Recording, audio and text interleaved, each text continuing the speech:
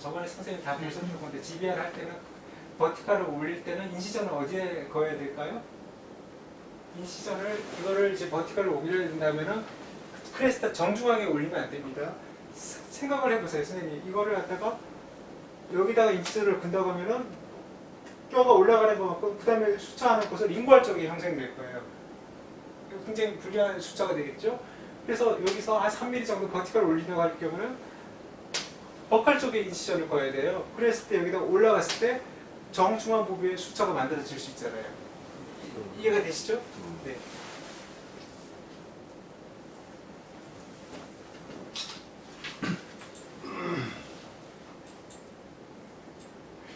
요건 대선생님이 아까 말씀해 주셨잖아요.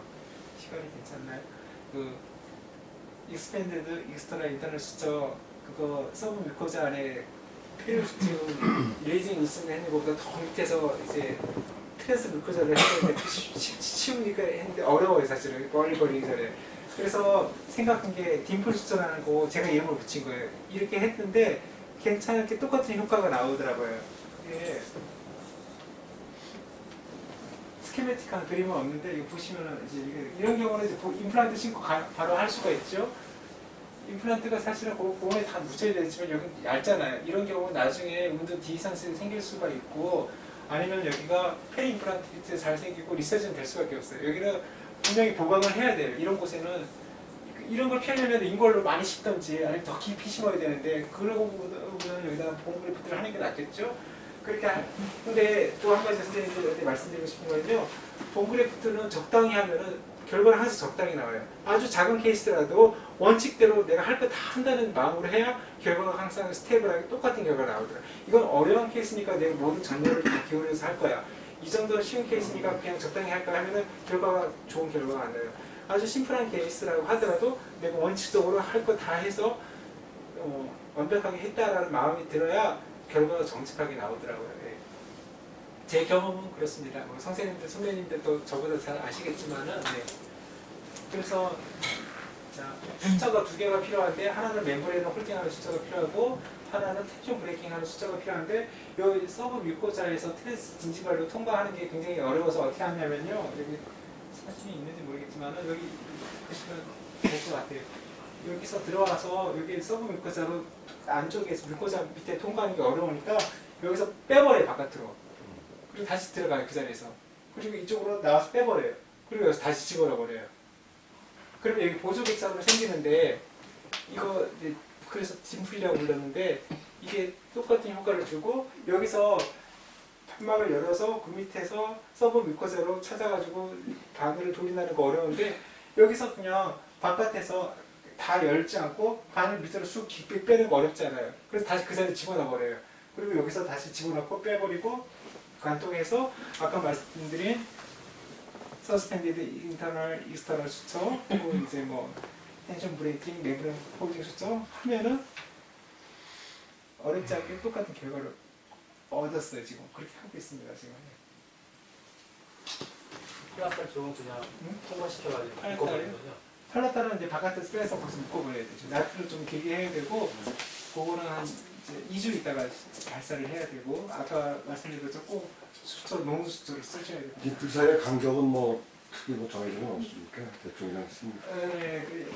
이분하게 그 온도를 갖다가 텐션을 다줄 수 있는 정도로 하면 될 것 같습니다. 그럼 거기서 나와서 또 옆으로 들어가서 다시 또 나왔는 데서 바로 들어가는 거죠. 네. 그리고 옆에 잡아주는 거고 그래서 이렇게 잡아주는 식으로. 궁극적으로 거기서 이제 잡아주기를 바라는 거는 이제 뮤코 그 에피셀을 밑으로 묻혀버려요.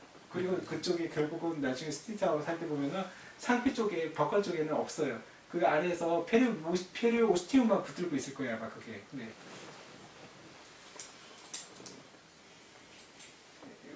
이거 보시면 정확히 아실 겁니다. 이렇게 되는 거죠. 이렇게 여기서 들어왔다가 나가는 여기서 들어왔다가 나왔다가 다시 들어가고 여기서 나왔다가 들어가고 해서 여기가 뒷물처럼 이렇게 되는 거죠. 두 개가 생기겠죠. 네네네. 근데 이게 한 3, 4일 지나면 바깥에는 여기가 어디가 실이 들어가는지 몰라요. 상피가 덮여버려 버리기 때문에. 근데 부위가 넓지 않은 부위에서는 굳이 두 번을 이렇게 왔다 갔다 할 수 있나 이쪽 보관 쪽에서? 한 번 떠서 왜냐면 여기 차 하나 길이가 한 7, 8mm는 되잖아요. 네, 들어와서 이게 제 생각은 들어와서 그러게 3, 4mm 정도 띄어서 또 다시 들어가서 그냥 근데 이게 어떻게 하냐에 따라서 그러면 이게 딥 호리존탈 매트리스 수처럼 똑같은 거가 돼버리는 거죠. 그냥 이렇게 들어가가지고 바깥으로 이렇게 할 것 같으면은 그냥 호리존탈 매트리스 수처를 좀 깊이 넣는 거랑 똑같아지는 거니까 그렇게 하는 의사들도 있어요. 뭐 네. 두 번을 해야 더 타이트하게 맞죠. 두 번을 해야 저는 이제 호리존탈 매트리스 수처를 갖다가 깊이 하는 거가 별로 안 좋다 생각을 하거든요. 아까 그 의사가 말했던 것처럼 있어야 돼. 그거는 킬링 렉 이펙트, 킬링 루프 이펙트가 있기 때문에 이거는 집어넣어 버리면은 제가 아까 처음에 보여드렸던 그런 이제 멤브레인 홀딩 수소 같은 역할을 하니까 네, 그게 이제 뮤코자를 갖다가 이스케미아를 만들고 목 조르는 것처럼 이제 질식시키지는 않잖아요. 그대로 잡고 있고. 아까도 좀 이해가 안 가는 게 하나는 그 릴리징 인시전 밑으로 넣고 네. 하나는 또 릴리징 이스전보다 크레스 쪽에서 크레스 쪽에 한다고 그러는데 하나의 나트 가지고 그렇게 한다는 거예요. 아니 두 개를 가죠. 이렇게 요런 게 두 개 여기 있잖아요. 하나 있고 하나 있고 두 개가 지나가 이렇게. 그러니까 한 번 이렇게 하고 또 한 번 이렇게 한다는 소리예요? 아니면은 요 하나는 이렇게 들어가서 네. 이거 릴리징 이시전 밑에 쪽에서 지나가서 이렇게 나가는 거고 네. 하나는 들어오는데 릴리징 이시전보다도 더 크리스탈 쪽에서 관통해서 나가는 거예요. 네. 그러면 나트가 두 개네요? 그렇죠. 링걸 쪽에 두 개죠. 이게 예를 들어서 치아 하나니까 그렇지만 여기가 치아가 예를 들어서 4개짜리를 갖다 동시에 한다고 하면은 요런 게 쌍으로 2개 있어도 되죠. 왜냐면 하나 갖고 한 4mm를 갖다 다 커버할 수는 없잖아요. 4mm 정도 된다고 하면은 요런 게 이제 앞쪽에나 뒤쪽에나 2개 정도는 필요하죠. 치아가 4개 정도 되고 3mm 정도 된다고 4cm 정도, 3cm 정도 된다고 하면 지금 치아가 하나니까 이거 하나만 쓴 거죠. 네.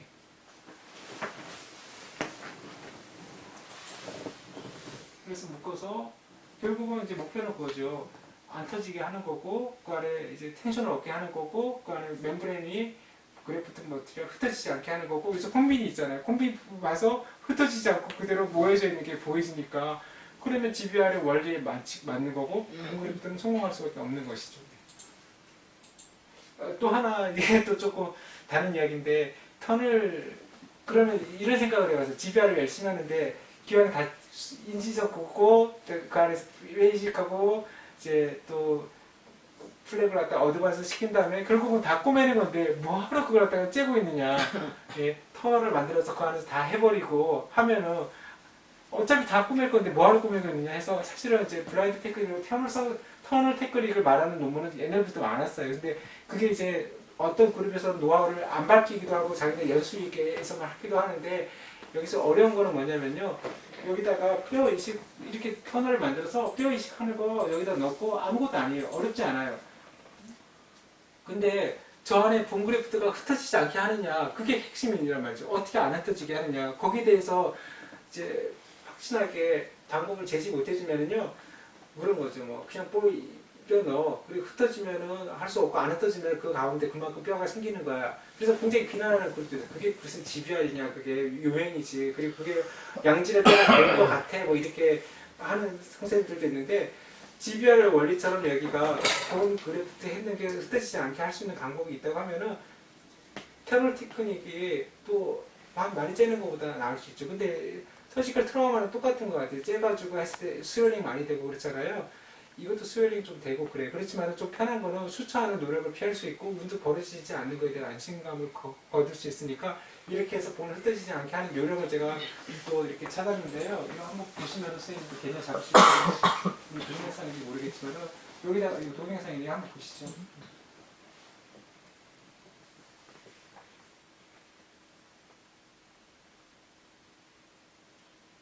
이해가 되지? 텐트폴을 갖다가 집어넣는 거예요. 텐트폴을 집어넣는데 이제 많은 선생님들이 이거에 대해서 생각을 못하는 게 저기다 넣으면은 저 운도 버려지지 어떻게 않아? 저거 어떻게 꾸며? 이렇게 되는데 결국 이거 묻히거든요. 이거 스텝 인지전이라 해서 1, 2mm만 넣어가지고 스크롤 뽑아놓고 그러면 저 위에 안 꾸며도 되고 저게 항상 버려지지 않아요. 이해가 되시죠? 네. 그러면은 저 안에 텐트폴이 만들어지는 거고 그 안에다 멤브레인 집어넣고 본그래프트 하고 본그래프트 할 때는 본그래프트 흩어지지 않게 하려면은 제가 멤브레인 홀팅 수점 말씀드렸잖아요. 텐션 브레이킹 수점은 필요 없어요. 운주가 벌어지지는 않을 테니까 터널링 방법이니까. 그렇지만 그 안에 본그래프트가 흩어지지 않게 되니까 근데 아까 말씀드린 것처럼 익스펜디드 익스터널 인터널 수정을 못해요. 그걸 봐야 페리오스티 밑에 서브 그저를 통과하는데 딤플 수초를 해버리면은 여기서 그 멤브레인 안에 그래프트 흩어지지 않게 할 수가 있어요. 다 개념 잡히시죠. 그래서 터널 테크닉도 할 수가 있고 이것도 운 좋으면 되고 운 나쁘면 안 되고 그런 거 아니라 될 수가 있는 거예요. 자, 그래프트 머티리얼은 중요하지 않으니까 이렇게 시리즈 타입으로 된 거는 쓰기 좋잖아요. 쭉 밀어넣었어요. 이렇게 해가지고 네. 자, 딤플 수초 아시겠죠? 그래서 이렇게 해서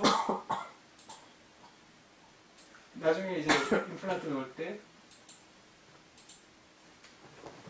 여기도 상상을 해보세요. 여기가 과연 이런 치아 뽑아놨을 때 여기 뼈가 얼마나 나올까? 거의 안 남겠죠. 그래서 그 아까 터널링 방법으로 수술을 해서 이렇게 만들었습니다.